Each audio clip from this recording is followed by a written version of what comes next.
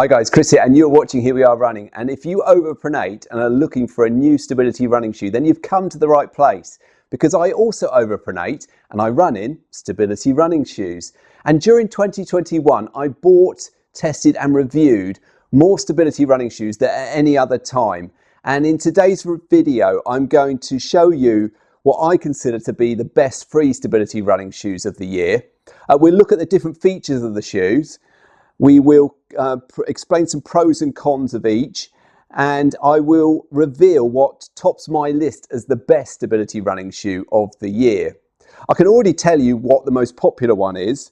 It's this one. It's the Asics Gel Kayano 28. I can tell you that's the most popular because the number of views I got on the review that I did for this shoe is more than all of the others put together. But just because it's the most popular doesn't mean it's the best.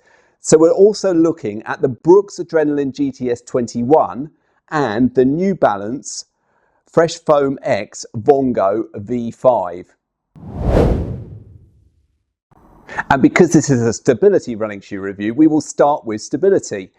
And the first thing to say is that all three of these shoes provide a good level of support when you're running in them. The Kayano 28 has a number of different features to it to provide that stability. Firstly, on the medial side of the foot, you have got what they call the Dynamic Duo Max midsole foam, and that is a higher density foam, stopping the shoe moving inwards too much. You can see it here. It's called the Trustic system, and what this does, it's a piece of plastic that runs across the foot there, and it's stopping the shoe from twisting too much. And then finally, you've got an external heel counter around here, which is helping to really keep your foot locked into the shoe and prevent that movement when you're running in it. Moving on to the Brooks Adrenaline GTS 21, and the way in which Brooks provides stability on all of their stability shoes is by using guide rails. You can see it here and here. And what these do, if you need it, because if you don't need it, it's not going to affect your gait and the way that you run. But if you do need it, again, this is stopping you the foot from moving in too much. And finally, the Vongo V5. And the way that New Balance are providing the stability on this shoe is that they've used little tiny pellets within the midsole foam.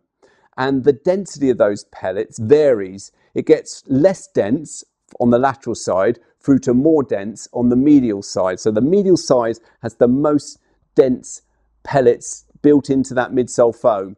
And again, that is helping to prevent the foot from turning inwards. Now, what I would say is if you're looking for the stability shoe that's offering the most support, then the one to go for would be the Kayano 28, because that does have more stability features to it. But the Adrenaline and the Vongo, they both have what I would consider to be a more natural feeling level of support. So it all depends on what your preference is, really.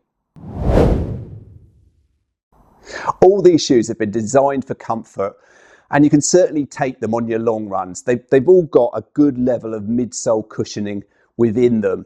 The Kayano 28, I would say, as well as that Dynamic Duo Max midsole foam, they've also have the FF Blast, the Flight Foam Blast midsole foam in the shoe. Now, when I got this, I was really excited originally because that Flight Foam Blast midsole foam I felt was giving the shoe a lot of bounce. That seemed to fade away when the shoe got to around 50 miles, and I don't notice it at all now. A little bit disappointing with that, but that's not to say it still provides a nice cushioned ride, but perhaps with a little bit less bounce than when it was new.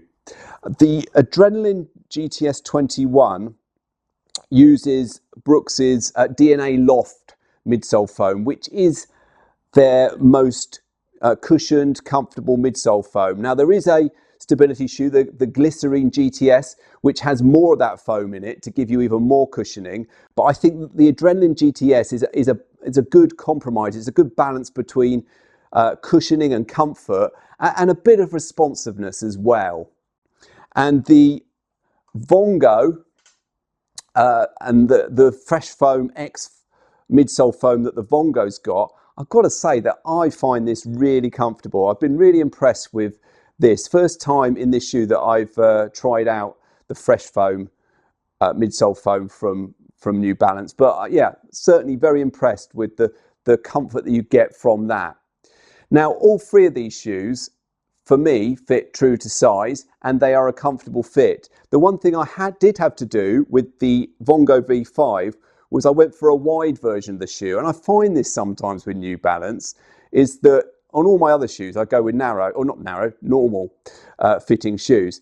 But with the Vongo V5, I had to go and increase to wide, and it just felt more comfortable in a wide fitting for that particular shoe. The one other thing I would say about the Kayano is that after I got to about 80 miles in this shoe, I started to get a blister on the inside heel area around here. I'm not getting it anymore, and that is because what I've done is I've put an anti-blister pad on the inside there where the blister was forming, and I also make sure that I tighten the laces up really tight. I've never had a blister from a Kayano before, and I've run in a lot of Kayanos. But yeah, a little bit disappointed when that started happening, but I do seem to have found a workaround that seems to be working at the moment. There aren't many stability running shoes that you would consider to be lightweight, and that is because by adding stability features into the shoe, you're also adding some weight into them. So I don't think you'd consider any of these as lightweight shoes. And there is one of them, the Kayano, that stands out as being a bit heavier than the other two. But, you know, the Kayano does have more stability features, and those stability features add weight. So there you go. What I would say about all of them is that the weight is well balanced throughout the shoe. So whilst they aren't necessarily the lightest shoe you could buy out there, it's well balanced. So that, I think, helps, even though you wouldn't consider any of these as a lightweight shoe. Now, when we're talking about durability, it's important to explain how much distance I've run in these shoes. Now, the Adrenaline GTS 21 has done more distance than the other two. The other two have done about 240 kilometers, which is 150 miles, whereas the Adrenaline GTS 21 has done 320 kilometers, which is 200 miles. So there's still plenty more distance in all three of these shoes, and they're all holding up pretty well at the moment. Certainly in terms of the midsole, I'm finding them nice and comfortable. Obviously, I mentioned about the Flight Foam Blast and not having so much bounce as it did when it was new, but still they're all comfortable and cushioned shoes at the distances running them so far. The outsole's always interesting, and I'm happy to confirm that given these distances, I'm not seeing a lot of wear on the outsoles of any of them. Particularly happy to confirm that for the Kayano 28, because its predecessor, got it here, the Kayano 27, had a real problem with the AHA rubber. Hopefully you can see that in this area of the shoe after 200 miles. It was, or even before 200 miles, and a lot of people were getting that. It was wearing down a lot more than you would have expected, but not getting that problem on the Kayano 28 so far, and hopefully won't do. In terms of the uppers, again, they're all looking pretty good, except I would say, and I'll show you on a close-up, I have got a little hole in the upper of the Vongo V5. Don't know why that happened. Did I catch it on something? It is in the area of where my big toenail is on that foot. So was there some rubbing from the toenail that has sort of created that little hole? It's where the perforations and the material in between several perforations has come apart, creating a little hole. Doesn't seem to be getting any bigger, and hopefully it won't, and it's obviously not affecting the performance of the shoe, but just something to mention because it is something that's happened. So up on your screen now, the current prices of these shoes, the retail prices of these shoes. So in terms of price and value for money, you are going to pay a bit more for the Kayano 28. That's always been the way with the Kayanos. They are priced a little bit higher there. And again, I think that's probably because they do pack a bit more in terms of technology into the shoe. But I would say that the Adrenaline GTS 21, I've always considered the Adrenaline GTS as a really good value for money shoe. And the Vongo V5, you know, that price for that shoe is also, I think, pretty good. So to summarise, I think that all of three of these shoes, you can't go too wrong with them. Hopefully the video's shown you some of the pros and cons and some of the differences between them. But they're all good shoes, which is why they're on my best stability shoes of 2021 video. All comfortable, all supportive, and all these shoes you can use for your everyday runs, your shorter distances, all the way up to your marathons without too much of an issue at all. But which of these shoes is my favourite? Well, the shoe that's going to top my list for 2021 it's this one. It's the Vongo V5. I have enjoyed running in this so much. I really have.